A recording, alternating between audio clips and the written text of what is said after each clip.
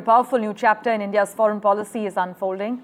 Prime Minister Modi on Sunday began his 5-day, 3-nation visit with a stop in Cyprus, marking the first visit by an Indian Prime Minister to the island nation in over 2 decades. He was received at the airport by the Cyprus president. But this visit isn't just strategic, it's also symbolic. Cyprus is among India's top 10 foreign investors, with billions flowing into tech, into shipping and energy, and a fresh defense agreement signed just last year. To unpack the significance of this entire visit, let's bring in Dr. Chellaney, who's with us at the moment. Dr. Chellaney, always a pleasure to have you on NDTV. It's the first Indian Prime Minister's visit in 23 years as far as Cyprus is concerned. Would you say this is a diplomatic routine or a strategic signal to Turkey and by extension to Pakistan? It is clearly a strategic message to Ankara. Cyprus is small, but it's very important. It's important regionally, it's important to India's diplomacy. The fact is that Cyprus has been involved in a territorial dispute with Turkey since 1974, and India's growing engagement with Cyprus reinforces the coalition opposing Turkish expansionism.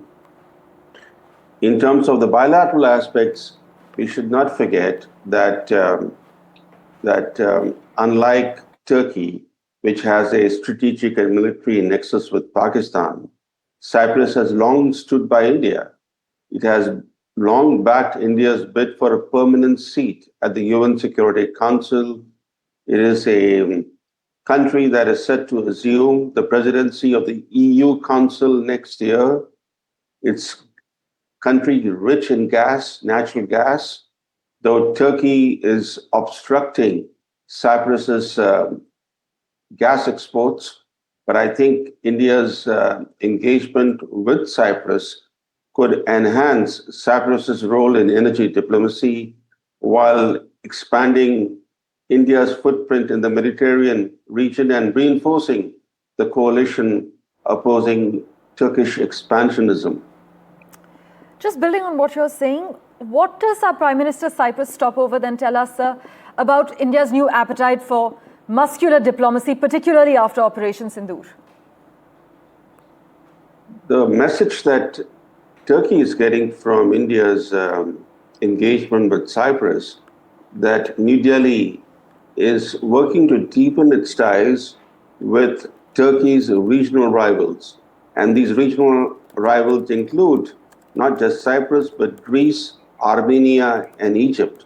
These 4 countries, Greece, Armenia, Egypt, and Cyprus, are all very important for Indian diplomacy. And greater Indian engagement with these countries is a clear signal to Turkey that its strategic and military alliance with Pakistan is not cost-free. Right, as you are highlighting, Dr. Chellaney, New Delhi is working to deepen its ties with Turkey's regional rivals, it seems. In terms of the order of Prime Minister Modi's visits, Cyprus, Canada, then Croatia, Dr. Chellaney, what would you say the underlying message here is to NATO as well as the EU? First, it's clear that India is a rising power. Its importance globally is being recognized by the fact that now every G7 summit has India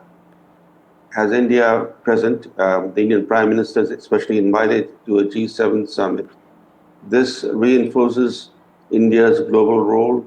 The G7 member states' share of the global GDP has been on decline, and the relevance of the G7 itself is being questioned in the West.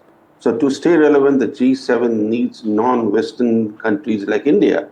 India is projected to remain the world's fastest growing major economy. And Modi's presence at the G7 summit reinforces the growing importance of India in any major international meeting.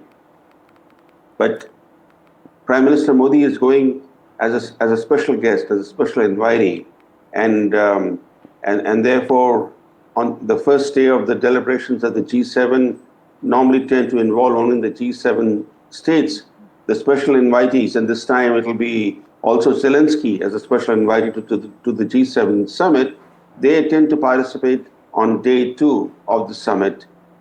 But this provides an opportunity, for example, to Prime Minister Modi Indeed. to engage with other G7 states. And therefore, even though the visit of Prime Minister Modi to Alberta, Canada is going to be short, it's going to be a packed schedule for the Prime Minister because he'll be holding pull-asides, as they say it, pull-asides at his meetings on the sidelines with a number of G7 leaders, as well as perhaps with Zelensky, the president of Ukraine.